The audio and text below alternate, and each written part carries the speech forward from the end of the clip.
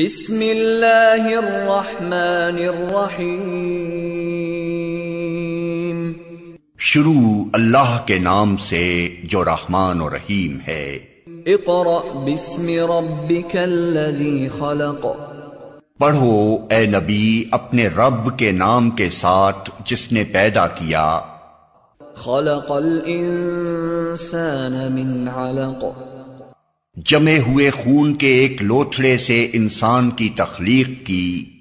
اقرأ وربک الاکرم۔ پڑھو اور تمہارا رب بڑا کریم ہے۔ الذی علم بالقلم۔ جس نے قلم کے ذریعے سے علم سکھایا۔ علم الانسان ما لم يعلم۔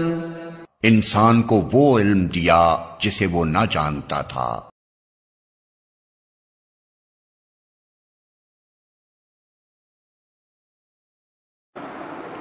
Assalamu alaikum wa rahmatullahi wa barakatuh.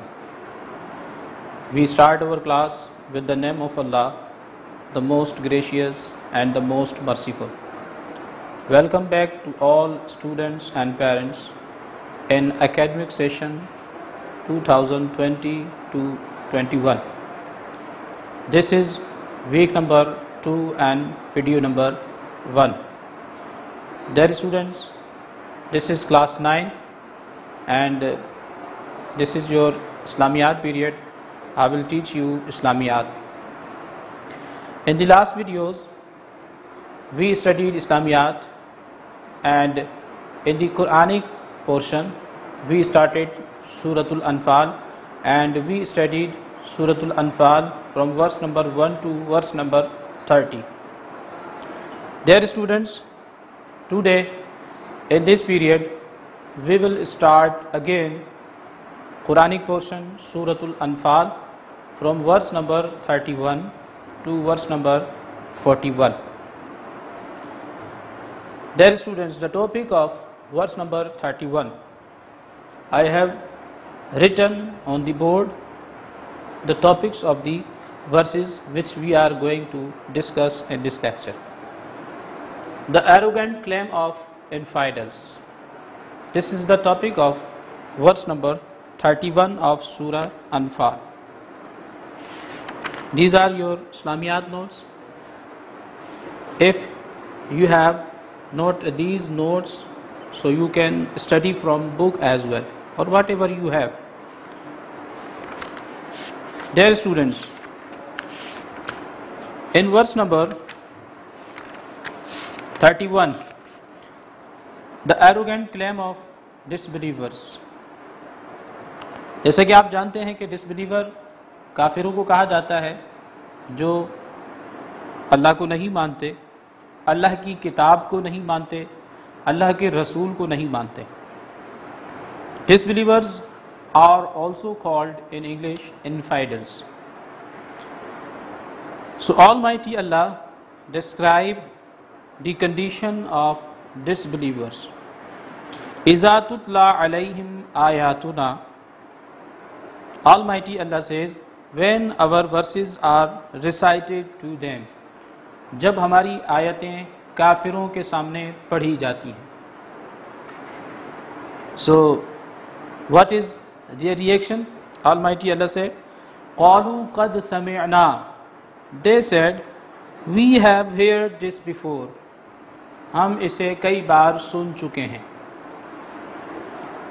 And what they say again? لو نشاء لقلنا مثل هذا. If we wished, we could say words like these. We can also utter the words like these. وہ کہتے ہیں کہ اگر ہم چاہیں تو ہم بھی اس کلام کی طرح عربی میں بات کر سکتے ہیں. ہم کہہ سکتے ہیں کہ یہ اللہ کا کلام. تو یہ اللہ کے کلام کی بے حرمتی ہے، یہ گستاخی ہے جو کہ کافر کر رہے ہیں. ان ھذا الا اساطیر الاولین. اور تیسری بات یہ کافر ہی کہتے ہیں, these are nothing but tales of the ancients. These are nothing but the stories of the ancient people. یہ اور کچھ نہیں ہے, یہ تو پرانی قوموں کے قصے کہانی ہیں. اس آیت میں اللہ تعالیٰ نے arrogant claim of disbelievers بتایا ہے, یعنی وہ گستاخانہ بات جو کافر اللہ کا پاک کلام سن کر کہتے تھے۔ ہم پیچھے آیتوں میں پڑھ کر آئے ہیں کہ جو اللہ کے ماننے والے ہیں، ٹرو بلیورز، ان پر بھی اللہ کی آیتیں پڑھی جاتی تھیں، لیکن ان کا ریئیکشن اس سے ٹوٹلی ڈیفرنٹ ہوا کرتا تھا، کیونکہ وہ ٹرو بلیورز ہیں، اللہ کو مانتے ہیں، اللہ کے رسول کو مانتے ہیں، اللہ کی کتاب کو مانتے ہیں۔ ہم پیچھے سورہ انفال کی ورس نمبر 2 میں پڑھ کر آئے ہیں، اللہ تعالیٰ نے ایمان والوں کی صفات بیان کرتے ہوئے، the qualities of true believers بیان کرتے ہوئے اللہ نے فرمایا اذا تلیت علیہم آیاتہ زادتہم ایمانا. When holy verses are recited in front of true believers, so it increases their faith. جب ایمان والوں کے سامنے اللہ کی آیتیں پڑھی جاتی ہیں تو اللہ کی آیتیں سن کر ان کے ایمان میں اضافہ ہو جاتا ہے، ان کا ایمان بڑھ جاتا ہے۔ لیکن یہاں بات ہو رہی ہے کافروں کی، انفائڈلز کی، ڈس بلیورز کی۔ تو یہ ڈس بلیورز ایروگینٹلی کلیم کرتے ہیں، گستاخانہ بات کہتے ہیں، کب؟ جب ان کے سامنے اللہ کی آیتیں پڑھی جاتی ہیں۔ کہتے ہیں کہ ہم بس سن چکے ہیں، ہم نے اور نہیں سننا، اگر ہم چاہیں تو ہم بھی اس طرح کی بات کر سکتے ہیں، ہم بھی اہل عرب ہیں، ہماری بھی زبان عربی ہے۔ اور یہ کیا ہے؟ These are nothing but the stories of the ancient people, یہ پرانی قوموں کے قصے کہانیاں ہی تو ہیں۔ اور پھر اگلی آیت میں ورس نمبر 32 میں وہ اللہ تعالیٰ کو مخاطب کر کے کہتے ہیں وَإِذْ قَالُوا اللَّهُمَّ إِنْ كَانَ هَذَا هُوَ الْحَقُّ Remember how they said. اللہ فرماتا ہے سورہ انفال کی ورس نمبر 32 میں، یاد کرو وہ کیسے کہتے تھے، کیا کہتے تھے؟ اللہم ان کان ھذا ھو الحق، او اللہ if this is indeed the truth from you، اے اللہ اگر واقعتاً یہ آیتیں سچی ہیں، یہ واقعتاً یہ آیتیں سچی ہیں، تیری طرف سے نازل ہوئی ہیں اور ہم نے انہیں نہیں مانا، تو ہمارے نہ ماننے پر ہمیں سزا ملنی چاہیے، تاکہ لوگوں کو لگ پتہ جائے کہ ہم نے اللہ کی آیتوں کو نہیں مانا جو واقعتاً اللہ کی طرف سے نازل ہوئی، تو ہمارے نہ ماننے پر ہمیں سزا ملی۔ اب یہ اتنے ڈھیٹ بنے ہوئے ہیں، اتنے نافرمان بنے ہوئے ہیں کہ اللہ کو اپنی سزا بھی بتا رہے ہیں اور کہتے ہیں ھذا ھو الحق من عندک فامطر علینا حجارہ۔ امطر کا مطلب ہے بارش برسانا، علینا ہم پر، حجارہ حجر سے نکلا ہے، حجر عربی زبان میں پتھر کو کہا جاتا ہے، جیسے ہمارے ہاں کعبے کی عمارت میں ایک طرف نصب ہے حجر اسود یعنی کالا پتھر، یہ کالا نہیں تھا، یہ لوگوں نے اسے ہاتھ لگا لگا کے کالا کر دیا، یہ جنتی پتھر ہے، دودھ کی طرح سفید تھا۔ اور ہمارے نبی پاک صلی اللہ علیہ وسلم نے حجر اسود کے بارے میں فرمایا کہ حجر اسود کے اندر ایبزاربنگ کوالٹی ہے، یعنی یہ جو بھی اسے ہاتھ لگاتا ہے اس کے گناہ اپنے اندر جذب کر لیتا ہے، کھینچ لیتا ہے۔ اسی لیے آپ نے دیکھا ہوگا کہ لوگ پروانہ وار اس کی طرف لپکتے ہیں، ہر ایک کی یہ چاہت ہوتی ہے کہ وہ اسے ہاتھ لگا سکے، کیونکہ اس کے اندر ایبزاربنگ کوالٹی، اور ہمارے گناہوں کے سبب یہ جو ہے آہستہ آہستہ کالا ہوتا جا رہا ہے۔ تو حجارہ حجر کی جمع ہے، تو یہ اللہ کو یہ کہہ رہے ہیں اے اللہ یہ کلام جو کہ تو نے نازل کیا، اگر واقعتاً یہ کلام سچا ہے، ہم اسے نہیں مان رہے، تو ہمارے نہ ماننے پر ہمیں سزا ملنی چاہیے۔ اور وہ سزا چوز کر کے بتا رہے ہیں کہ ہم پر آسمان سے پتھر برسا دیے جائیں۔ فَأَمْطِرْ عَلَيْنَا حِجَارَةً مِّنَ السَّمَاءِ They said, rain down on us a shower of stones from the sky. ہم پر بارش برسا دے آسمان سے پتھروں، اور send us a grievous chastisement أَوْ بِعَذَابٍ أَلِيمٍ، یا پھر ہمیں کوئی دردناک عذاب ہی دے دے۔ They were demanding punishment. They were demanding chastisement by Almighty Allah. اللہ تعالیٰ سے یہ عذاب کا مطالبہ کر رہے ہیں۔ تو اب سوال یہ پیدا ہوتا ہے کہ انہوں نے اللہ تعالیٰ سے عذاب کا مطالبہ کیا، تو کیا ان کے مطالبے پر اللہ تعالیٰ نے ان پر عذاب نازل کیا یا نہیں کیا؟ اگلی آیات میں اللہ تعالیٰ نے ان کی اس بات کا جواب دیا ہے، reply to their supplication۔ یہ آپ کو لکھا ہوا نظر آ رہا ہوگا، reply to their supplication۔ انہوں نے جو اللہ تعالیٰ سے عذاب کا مطالبہ کیا تھا، اب اللہ اس بات کا جواب دے رہا ہے کہ سنو تم عذاب سے بچے ہوئے کیوں، حالانکہ تمہارے کرتوت دوسری جو گزشتہ قومیں گزری ہیں ان سے بھی کئی زیادہ بڑھ چکے ہیں، کافی زیادہ بڑھ چکے ہیں، لیکن تمہارے مطالبے کے باوجود تم پر عذاب نازل نہیں کیا گیا. Why? There are two reasons. Because of two reasons, Almighty Allah did not descend the torment on the infidels of Makkah while they were demanding for it. So what are those two reasons? Almighty Allah explained these two reasons in verse number 33. Almighty Allah said, وَمَا كَانَ اللَّهُ لِيُعَذِّبَهُمْ وَأَنْتَ فِيهِمْ. But Allah was not going to send them a chastisement while you were among them. اللہ ان پر عذاب اس لیے نازل نہیں فرما رہا کہ اے نبی آپ ان کے درمیان موجود ہیں. عذاب کیا ہے؟ زحمت ہے. اور آپ صلی اللہ علیہ وسلم کیا ہیں؟ آپ اللہ کی رحمت ہیں. اللہ نے فرمایا نا وَمَا أَرْسَلْنَاكَ إِلَّا رَحْمَةً لِلْعَالَمِينَ. آپ صلی اللہ علیہ وسلم اللہ کی رحمت ہیں اور عذاب اللہ کی زحمت ہے. رحمت کے ہوتے ہوئے زحمت نہیں ہو سکتی. تو وہ رسول اللہ صلی اللہ علیہ وسلم کی وجہ سے ایک تو بچے ہوئے. And what is the second reason because of which Almighty Allah did not descend the torment on them while they were demanding. دوسرا ریزن یہ تھا، اللہ فرماتا ہے وَمَا كَانَ اللَّهُ مُعَذِّبَهُمْ وَهُمْ يَسْتَغْفِرُونَ. Nor he was going to send it while they could ask for pardon. There were some people who converted to Islam. کچھ لوگ ایسے بھی تھے جو دائرہ اسلام میں داخل ہو چکے تھے. And they were asking forgiveness from Almighty Allah for their previous sins. وہ اللہ تعالیٰ سے توبہ طائب کرنے میں لگے ہوئے تھے، توبہ استغفار کر رہے تھے. اللہ تعالیٰ نے ان کی وجہ سے بھی کفار مکہ پر عذاب نازل نہیں کیا. تو یہاں سے ایک بات یہ بھی پتہ چلتی ہے، اگر بندہ اللہ کے عذاب سے، اللہ کے وبال سے بچنا چاہتا ہے تو اللہ سے توبہ اور استغفار کرے. توبہ اور استغفار ایک ایسا وظیفہ ہے جو اللہ کے غصے کو ٹھنڈا کر دیتا ہے، اور بندہ اللہ کے غصے سے توبہ اور استغفار کے ذریعے بچ سکتا ہے. Now we will proceed towards verse number 34 and 35. The topic of verse number 34 and 35 is vengeance of Allah and custodian right of بیت اللہ. یعنی اللہ تعالیٰ کا انتقام. یہ جو کافر ہیں اب یہ بالکل لمٹ کراس کر چکے ہیں، حدیں پار کر چکے ہیں، ہر طرح کی بات یہ کر چکے ہیں. vengeance of Allah and custodian right of بیت اللہ. ورس نمبر 34 میں اللہ نے ارشاد فرمایا وَمَا لَهُمْ أَلَّا يُعَذِّبَهُمُ اللَّهُ. But what plea have they that Allah should not punish them. اب ایسی کون سی بات ان کے پاس رہ گئی ہے کہ اللہ اب بھی ان پر عذاب نازل نہیں فرما رہا. while they have crossed their limits. حد سے تجاوز کر چکے ہیں. اور ریزن اللہ تعالیٰ نے اوپر ورس میں بتا دیا اللہ ان پر عذاب کیوں نازل نہیں فرما رہا. تو اب اللہ تعالیٰ نے یہاں پر یہ بات ارشاد فرمائی کہ وہ کون سی حدیں کراس کر چکے ہیں. اللہ کا گھر جو ہے، یعنی سب سے پہلا گھر زمین پر اللہ کا جو بنایا گیا وہ بیت اللہ شریف. تو وہ یہ دعویٰ کرتے ہیں، کیا دعویٰ کرتے ہیں؟ وی ہیو کسٹڈین رائٹ آف بیت اللہ. ہم بیت اللہ کے مالک ہیں.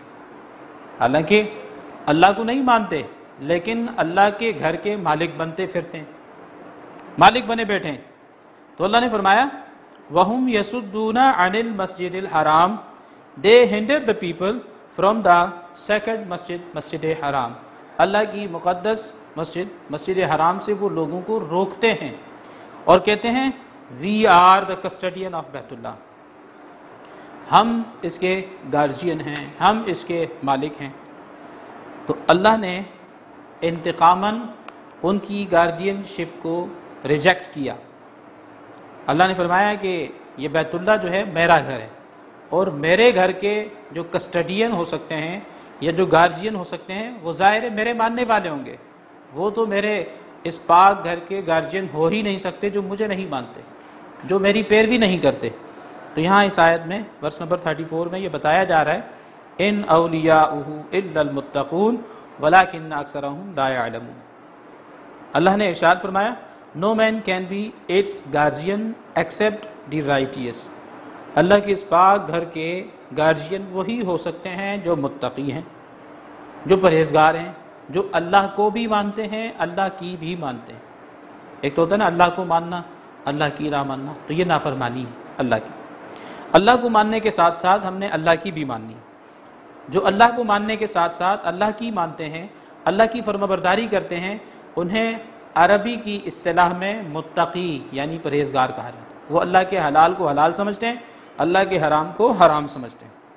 وَلَٰكِنَّ أَكْثَرَهُمْ لَا يَعْلَمُونَ but most of them do not understand۔ لیکن یہ کافر ہیں، ان میں سے بہت سارے لوگ ایسے ہیں کہ اس بات کو سمجھتے ہی نہیں ہیں، اور دعویٰ کر بیٹھے ہیں یہ اللہ کے پاک گھر کے کسٹڈین ہونے کا، مالک ہونے کا۔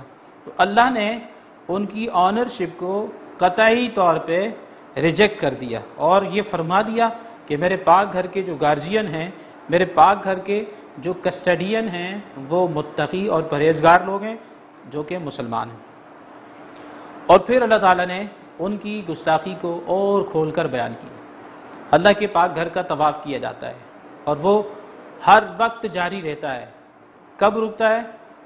جب فرض نماز کے لیے جماعت کھڑی ہوتی ہے، تو جماعت کے وقت اللہ کے اس پاک گھر کا طواف روک دیا جاتا ہے، کیونکہ لوگ اس کے ارد گرد جمع ہو کے نماز پڑھتے ہیں۔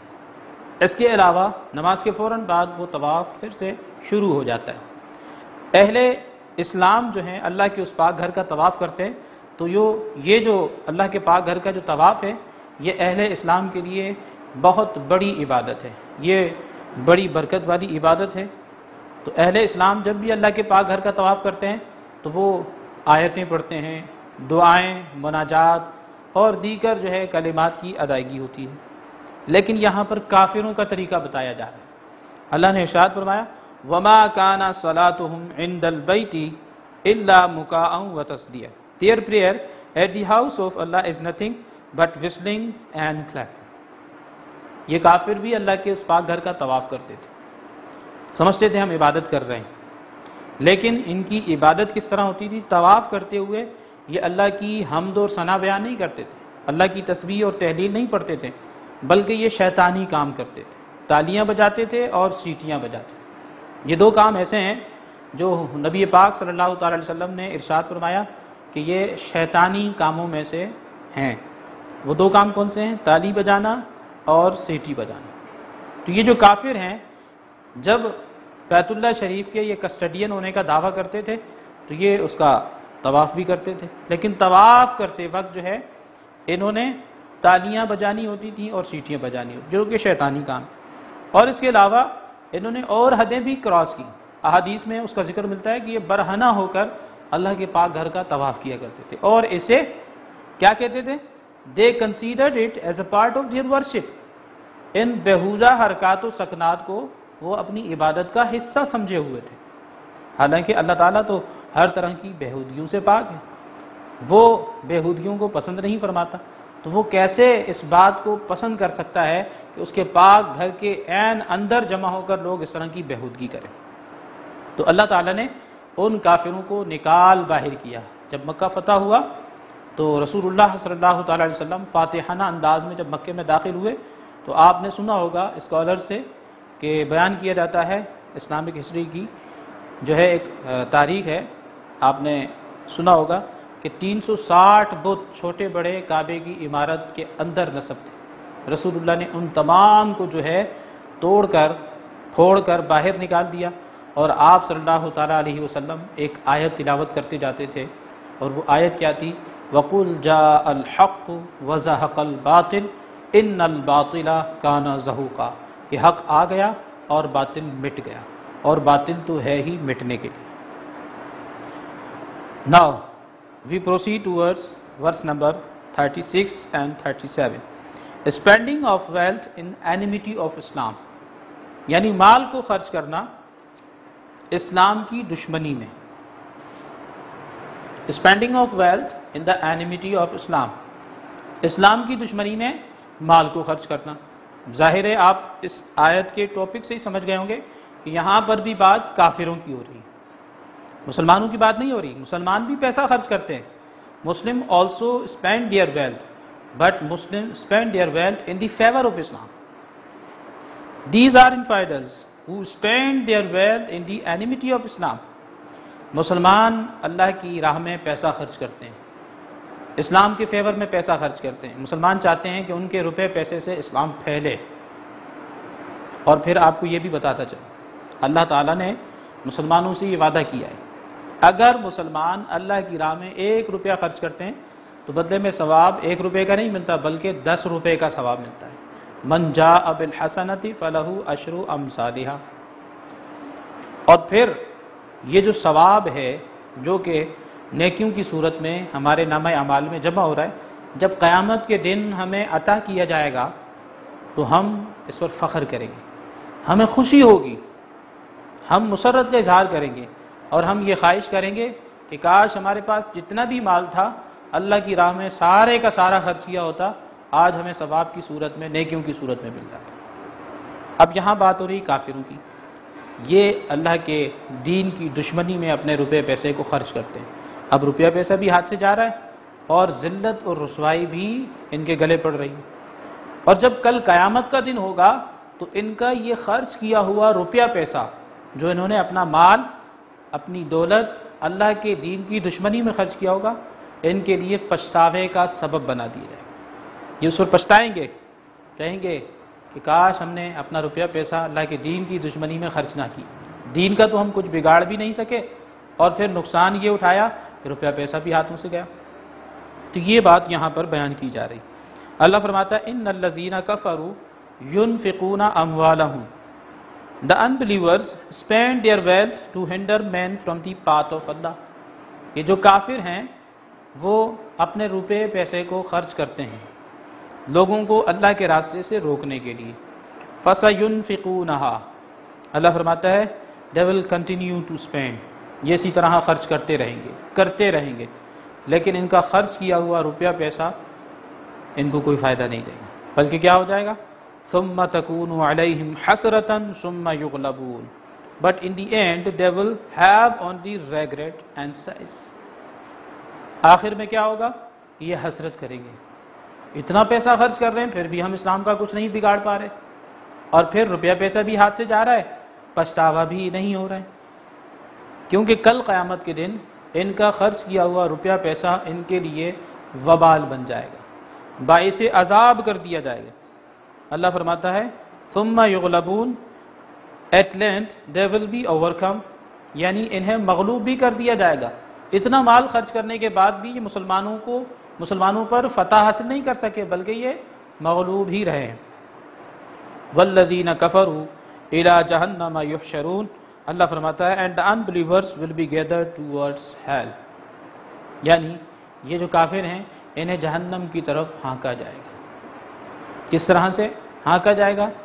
آپ نے میدان محشر کا نقشہ پڑھا ہوگا کہ جب میدان محشر قائم ہوگا وہ بڑا ہولناک دن ہوگا، بڑا ڈینجرس دن ہوگا. اس دن پتہ چلے گا کافروں کو اور ایمان والوں کو. ایمان والے تو اللہ کے عرش کے سائے میں ہوں گے اور یہ کافر یہ بڑی پریشانی میں ہوں گے. جب سب میدان محشر میں جمع ہو جائیں گے تو سورہ یاسین میں ایک آیت ہے، اللہ تعالیٰ اعلان فرمائے گا وَامْتَازُوا الْيَوْمَ أَيُّهَا الْمُجْرِمُونَ کہ آج کے دن جتنے بھی مجرم ہیں وہ سب کے سب الگ ہو جائیں. سارے کے سارے کافر، مشرک، یہودی، بت پرست جتنے بھی یہ لوگ ہیں، یہ سارے کے سارے جو نافرمان لوگ ہیں یہ الگ کر دیے جائیں گے. اور جب ان کو الگ کیا جائے گا، اللہ تعالیٰ نے یہ بات بھی یہاں پر بیان کی ہے ورس نمبر 37 میں لِيَمِيزَ اللَّهُ الْخَبِيثَ مِنَ الطَّيِّبِ in order that Allah may separate the impure from the pure. اللہ تعالیٰ جو ناپاک لوگ ہیں، عربی زبان میں خبیث ناپاک کو کہا جاتا ہے. ہمارے ہاں اردو زبان میں تو خبیث آئی تھنک گالی کو سمجھا جاتا ہے، لیکن عربی زبان میں خبیث ناپاک کو کہا جاتا ہے، پلید کو کہا جاتا ہے.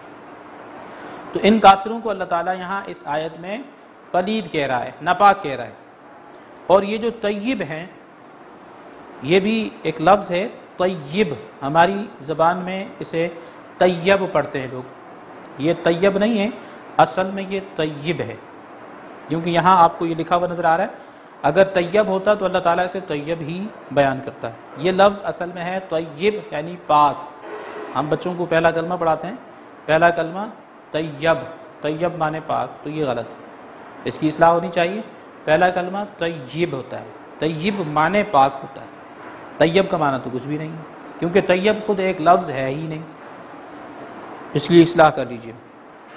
اللہ فرماتا ہے لیمیز اللہ الخبیث من الطیب، اللہ تعالیٰ سیپریٹ کرے گا، علیحدہ فرمائے گا ناپاک لوگوں کو پاکیزہ لوگوں سے۔ جب ناپاک لوگ پاکیزہ لوگوں سے الگ کر دیے جائیں گے، اللہ فرماتا ہے وَيَجْعَلَ الْخَبِيثَ بَعْدَهُ عَلَى بَعْدٍ،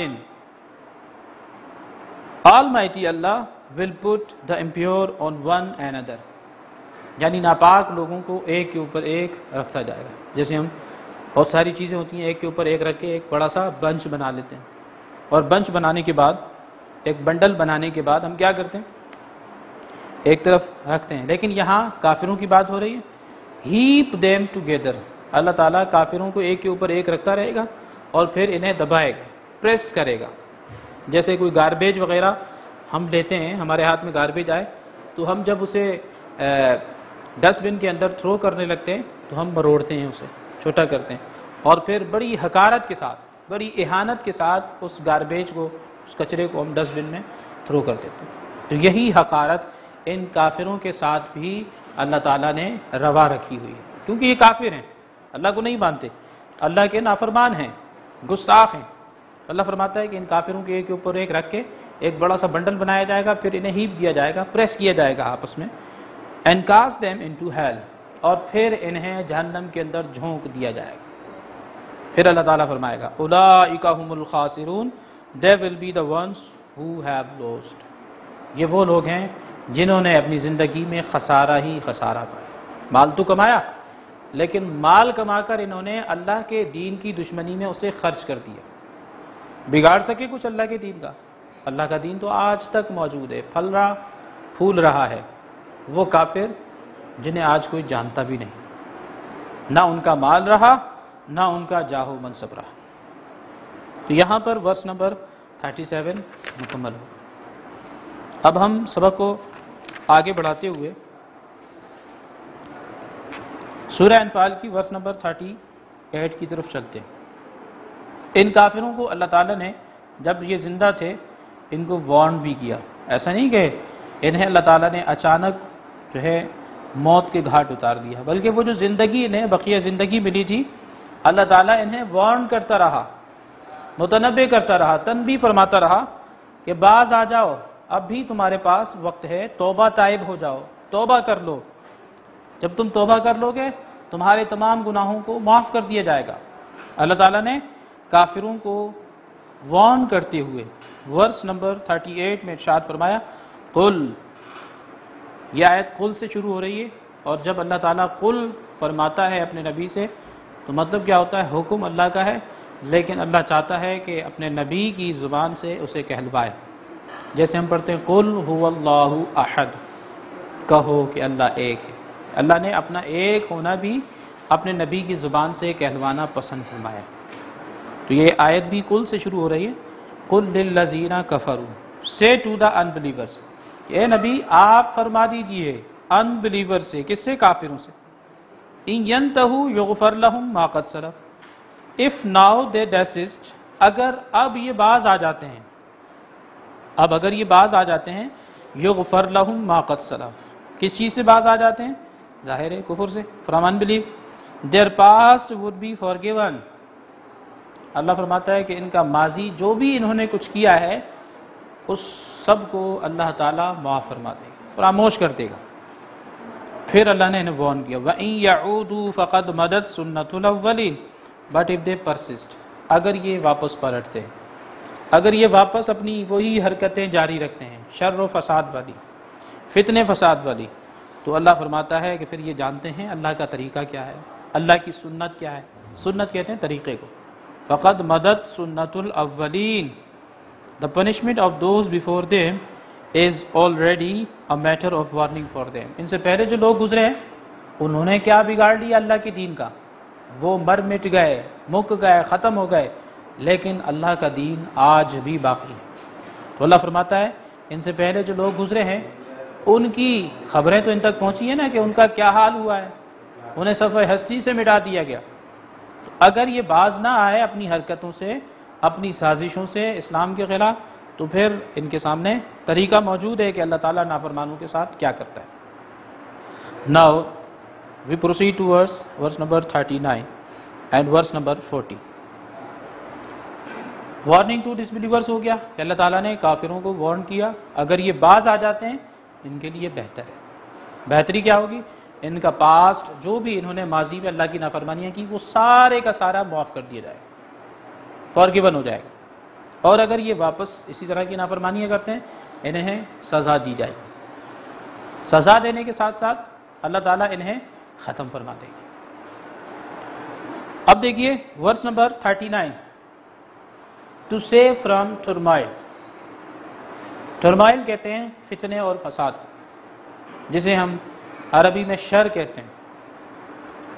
اللہ فرماتا ہے، یہاں اللہ نے جہاد کا حکم ارشاد فرمایا، وَقَاتِلُوهُمْ حَتَّى لَا تَكُونَ فِتْنَةٌ and keep on fighting them until there is no more mischief۔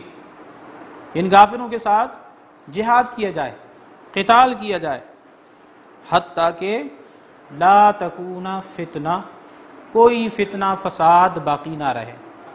پیچھے آپ کو اسباق میں پڑھایا گیا، یہ جو لفظ فتنہ ہے اس کی بہت ساری میننگز ہیں۔ The word فتنہ has various meanings۔ یہاں یہ لفظ فتنہ اپنی اصل میننگ میں استعمال ہو رہا ہے، اصلی معنی میں استعمال ہو رہا ہے۔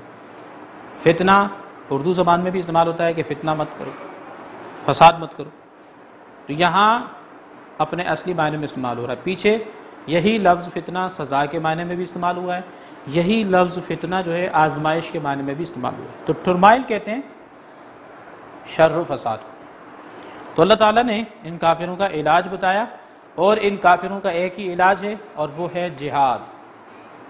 آپ کو پتہ ہونا چاہیے کہ یہ جو کافر ہیں، یہ جو مشرک ہیں، مسلمانوں کی نمازوں سے انہیں کوئی فرق نہیں پڑتا، نہ ہمارے روزوں سے انہیں فرق پڑتا ہے، نہ ہمارے حج سے انہیں کوئی فرق پڑتا ہے، اور نہ ہی ہماری زکوٰۃ والے عمل سے انہیں کوئی فرق پڑتا ہے۔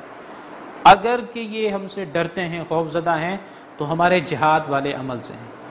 یہی وجہ ہے کہ یہ اپنی سازش کے تحت مسلمانوں کی کتابوں سے جہاد کے جو اسباق ہیں انہیں نکال رہے ہیں، تاکہ مسلمانوں سے جہاد کی اویئرنیس کو ختم کیا جائے، جہاد کے جذبے کو ختم کیا جائے، اور جب جہاد کا جذبہ ہی ان سے نکل جائے گا تو پھر یہ لڑ نہیں سکیں گے، یہ جہاد نہیں کر سکیں گے، اور پھر ہم آسانی کے ساتھ ان پر غلبہ حاصل کر سکیں گے۔ اور بڑے افسوس کے ساتھ یہ کہنا پڑتا ہے کہ وہ کافی حد تک اپنے عزائم میں، اپنے مقاصد میں کامیاب بھی ہو رہے ہیں۔ Dear students، اللہ فرماتا ہے فَإِنِ انْتَهَوْا فَإِنَّ اللَّهَ بِمَا يَعْمَلُونَ بَصِيرٌ۔ But if they desist، اگر یہ باز آ جاتے ہیں from wrongdoings، غلط حرکتوں سے، verily Allah is seeing what all they do، اللہ دیکھ رہا ہے جو کچھ یہ کرتے ہیں۔ پھر آگے ورس میں اللہ تعالیٰ نے ارشاد فرمایا، وہ جو اوپر انہیں وارن کیا گیا، اگر یہ وارننگ کو ریفیوز کرتے ہیں، ریجیکٹ کرتے ہیں، وَإِن تَوَلَّوْا فَاعْلَمُوا أَنَّ اللَّهَ مَوْلَاكُمْ۔ if they refuse، اگر یہ ریفیوز کرتے ہیں اس وارننگ کو جو اللہ نے انہیں دی ہے، تو پھر اے مسلمانوں جان لو یہ تمہارا کچھ نہیں بگاڑ سکتے۔ یہ کافر ہے، اللہ کے بھی دشمن ہیں۔ مسلمان اللہ کو مانتے ہیں، اللہ کی مانتے ہیں، اس لیے مسلمانوں کے ساتھ اللہ ہے۔ تو اللہ نے فرما دیا فَاعْلَمُوا أَنَّ اللَّهَ مَوْلَاكُمْ، sure that Allah is your protector۔ یہ مسلمانوں کو بات جان لینی چاہیے کہ اللہ تعالیٰ ان کا حامی و ناصر ہے۔ مسلمانوں کو اللہ کی اس بات پر پورا توکل اور بھروسہ ہونا چاہیے کہ مسلمانوں کا حامی و ناصر اللہ ہے۔ جب اللہ کسی کی حفاظت کرنے پر آ جائے، دنیا کی ساری طاقتیں بھی مل جائیں تو اس کا کچھ نہیں بگاڑ سکتے۔ ان اللہ مولاکم نعم المولا و نعم النصیر، the best to protect and the best to help، اور کیا ہی اچھا مددگار ہے اللہ تعالیٰ، اور کیا ہی اچھا حفاظت کرنے والا ہے۔ Now we will proceed to the last verse of today's lecture۔ This is verse number 41، instruction about spoils۔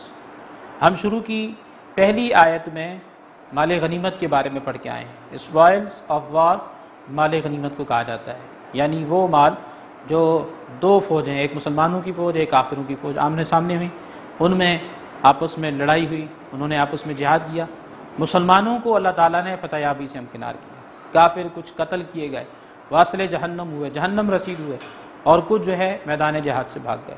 اب ظاہر بھاگیں گے جان بچا کے تو مال تو لے کے جا نہیں سکتے، تو وہ جتنا بھی مال اور دولت چھوڑ کر گئے ہیں میدان جہاد میں، وہ سارے کا سارا جمع ہو کر مسلمانوں میں تقسیم کیا جاتا تھا بطور مال غنیمت۔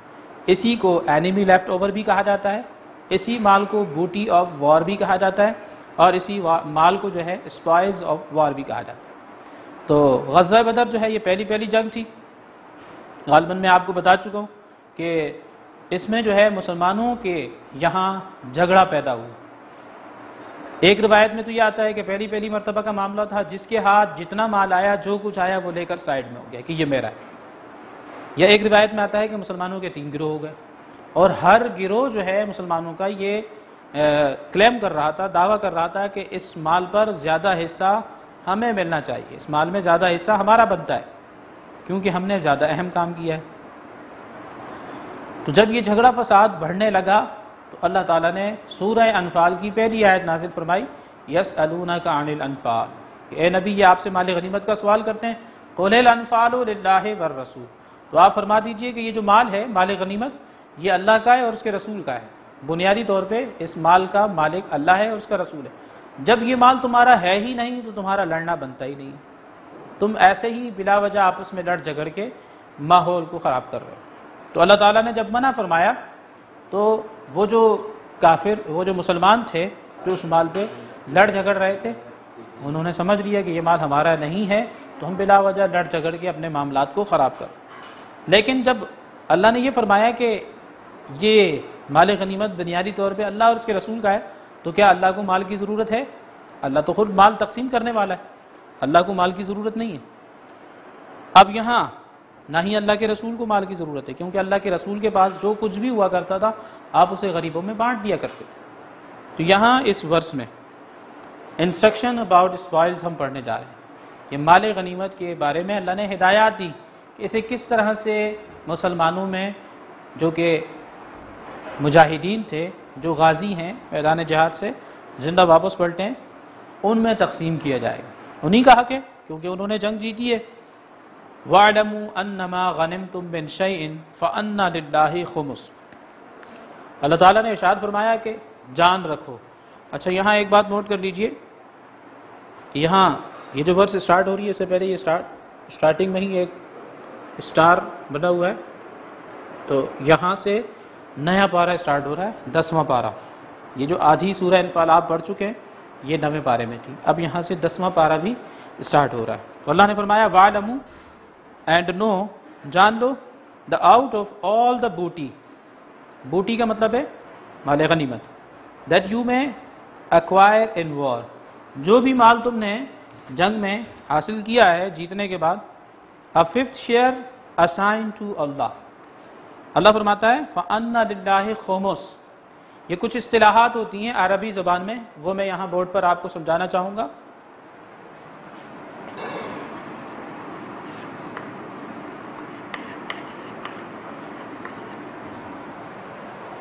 یہاں اس آیت میں خمس کا جو ہے اللہ تعالیٰ نے استعمال کیا ہے۔ خمس کہتے ہیں 5ویں حصے کو، یعنی مثال کے طور پہ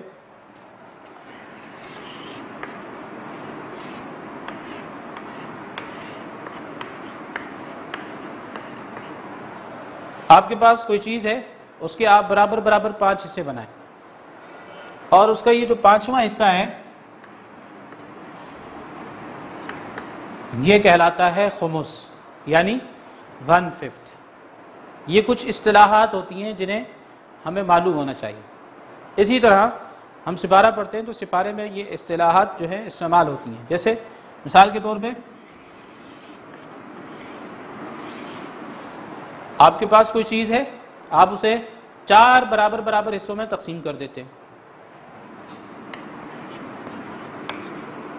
اب یہ جو اس کا جو چوتھائی حصہ ہے، یہ جو چوتھا حصہ ہے یہ 1/4 کہلائے گا، جسے عربی کی اصطلاح میں ربع کہا جاتا ہے۔ اسی طرح ایک ٹرم ہے سلس، جسے مثلث نکلا ہے، مثلا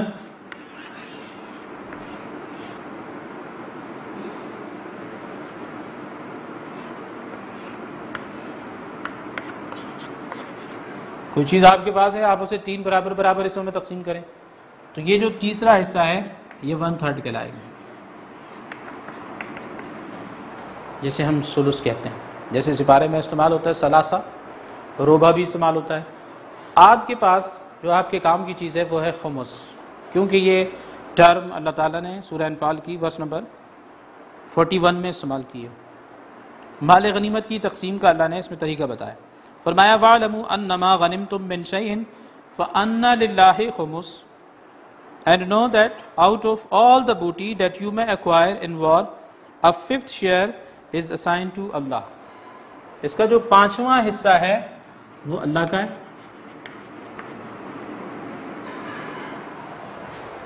فَأَنَّ لِلَّهِ خُمُسُ وَلِلرَّسُولِ، یہی 5واں حصہ رسول کا بھی ہے، وَلِذِي الْقُرْبَى،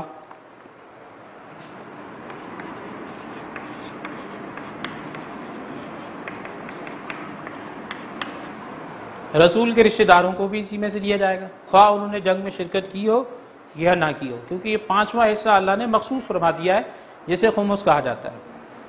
وَلِذِي الْقُرْبَى وَالْيَتَامَى وَالْمَسَاكِينِ وَابْنِ السَّبِيلِ، یتیموں کا ہے، مساکین اور مسافر۔ اب یہ 5واں حصہ تقسیم ہو گیا، اللہ کا، اللہ کے رسول کا، ریلیٹیوز آف دی پروفٹ، رسول کے رشتہ دار، یتیم، مساکین اور آخر میں مسافر۔ باقی یہ 5 حصے ہمارے پاس بچے، یہ ہمارے پاس باقی 4 حصے بچے، کیونکہ 5واں حصہ تقسیم ہو گیا۔ اب یہ جو برابر 4 حصے ہمارے پاس جو باقی بچے ہیں، انہیں مجاہدین میں تقسیم کیا جائے گا، جو غازی ہیں، جو بچ کر جنگ سے آئیں۔ انہیں کس طرح تقسیم کریں گے؟ ان 4 حصوں کو چھوٹے چھوٹے حصوں میں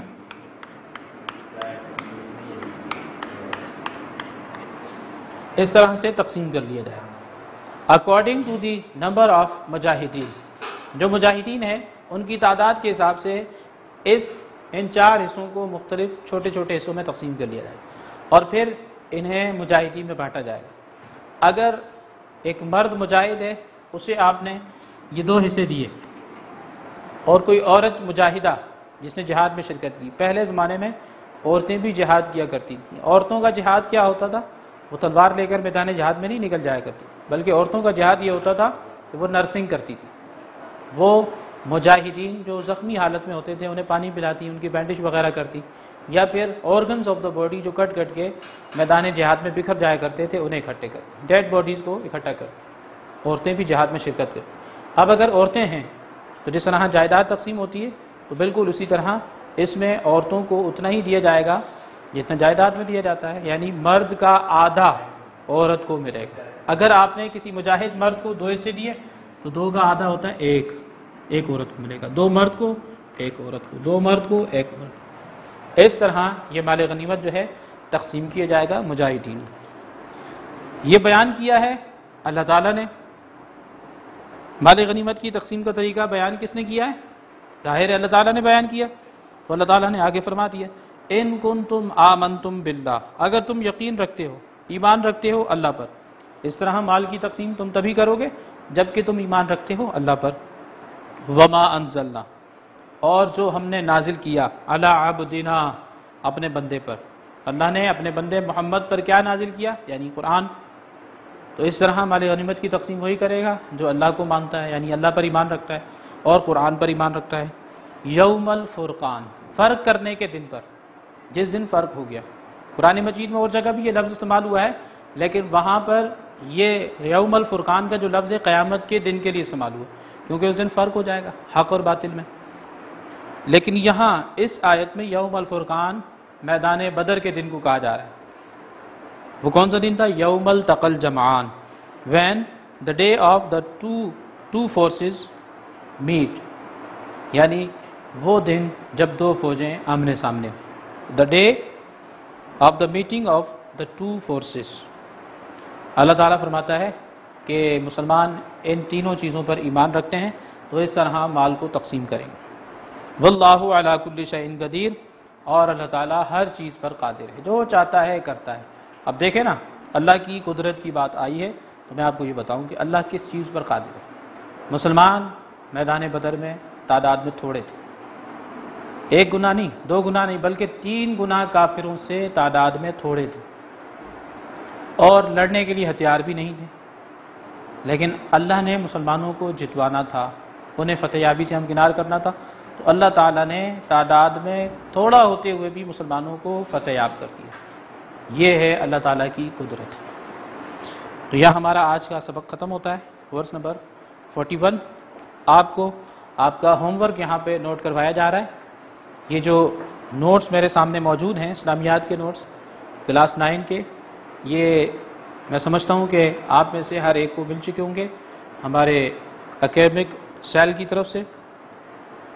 تو آپ نے ان نوٹس میں سے یہ جو آپ نے ورسز پڑھی ہیں، ان کے کوشچن آنسر اپنی کاپی میں رائٹ بھی کرنے ہیں، اور ساتھ ہی ساتھ ان کوشچن آنسر کو آپ نے یاد بھی کرنا ہے.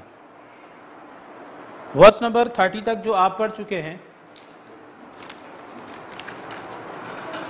ورس نمبر 30 تک کوشچن نمبر 13 ہے.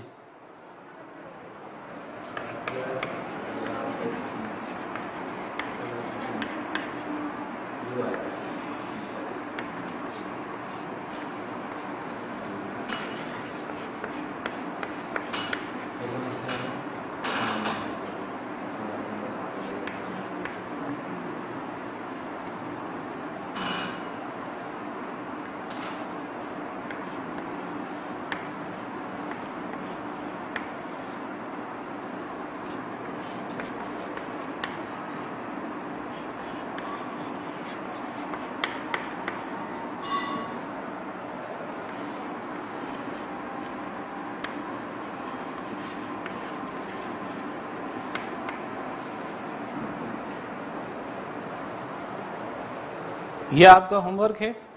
آپ نے سورہ انفال کی جو ورسز پڑھی ہیں، ورسز نمبر 31 to 41، یہ کوشچن آنسر آپ نے میمورائز کرنے ہیں، اور ساتھ ہی ساتھ سلیکٹڈ ورسز، یہ جو آپ کے نوٹس ہیں جو آپ کو پرووائڈ کیے گئے ہیں آپ کے اسکول کی طرف سے، تو ان نوٹس کے اندر آپ کو کچھ ورسز بھی پرووائڈڈ ہے.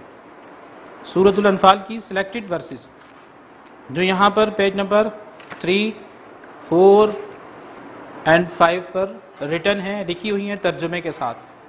تو یہ آیتیں آپ نے ترجمے کے ساتھ یاد کرنی ہیں. ورس نمبر 30 تک جو ورسز ہیں وہ آپ یقیناً یاد بھی کر چکے ہوں گے. ابھی آپ کا first semester mid term exam بھی ہوا ہے، اس میں آپ نے اٹیمپٹ کی تھی. اب جو ورسز آپ نے یاد کرنی ہیں، پیج نمبر 4 پہ آپ دیکھیں گے.